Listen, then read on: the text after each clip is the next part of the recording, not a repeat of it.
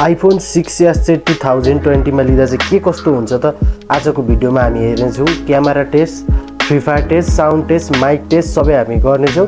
भिडियोलाई अन्तिमसम्म हेर्नु होला र टेक्निकल रमनलाई सब्स्क्राइब गर्नुभएको छैन भने छिटोभन्दा छिटो सब्स्क्राइब गरी नजिकै रहेको बेल आइकन प्रेस गर्नु होला। सुरुमा हामी यसको ओभरअल लुकदेखि कुरा गर्यौँ। यसमा चाहिँ अरू फोनको जस्तै सिधै तल स्पिकर अनि हाम्रो चार्जर अनि 3.5mm हेडफोन ज्याक दिएको छ। यो चाहिँ आइफोनमा त्यतिखेर एकदमै बेस्ट थियो। अनि हाम्रो लेफ्ट साइडपट्टि कुरा गरौँ, यसमा हाम्रो साइलेन्ट बटन दिएको छ अनि हामीलाई भोल्युम अप डाउन बटन दिएको छ। अब हामी कुरा गरौँ राइट साइडपट्टि। हाम्रो राइट साइडपट्टि चाहिँ हाम्रो सिम लाउने ठाउँ रहेको छ एउटा अनि हाम्रो पावर बटन रहेको छ। र यसको ब्याकपट्टिको कुरा गर्दाखेरि चाहिँ यसको पुरा मेटल रहेको छ अनि क्यामेरा अनि त्यसमा माइकको अप्सन पनि दिएको छ।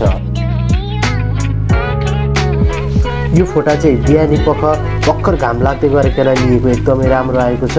अनि यो फोटो चाहिँ डे लाइटमा खिचेको फोटो हुने, दुईटै फोटो डे लाइटमा। क्यामेरा यो 8 वर्ष पुरानोको हिसाबमा चाहिँ क्यामेरा एकदमै राम्रो लाग्यो मलाई चाहिँ यो फोनको। यो भिडियो चाहिँ 4K 30fps मा लिएको भिडियो हो, जुन चाहिँ एडिटिङभन्दा अगाडिको भिडियो हो। तपाईँलाई म यसमै एडिटिङ गरेर पनि देखाउँछु एडिटिङ गर्दा चाहिँ कस्तो आउँछ भनेर।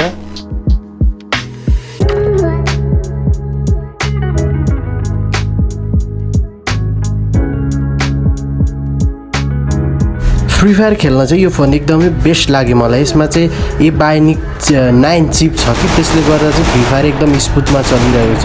न त म प्रोफेसनल फ्री फायर खेल्ने, न म कहिले नै फ्री फायर खेल्ने। त्यही पनि टेस्टको लागि मैले एकचोटि फ्री फायर खेलेर हालेको छु।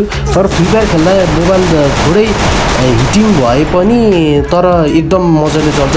हेडसटहरू तपाईँले ड्याङ ड्याङ ड्याङ लाग्छ। यो फोन चाहिँ 2020 मा लिँदा चाहिँ मलाई एकदम बेस्टै लाग्यो। Double kill!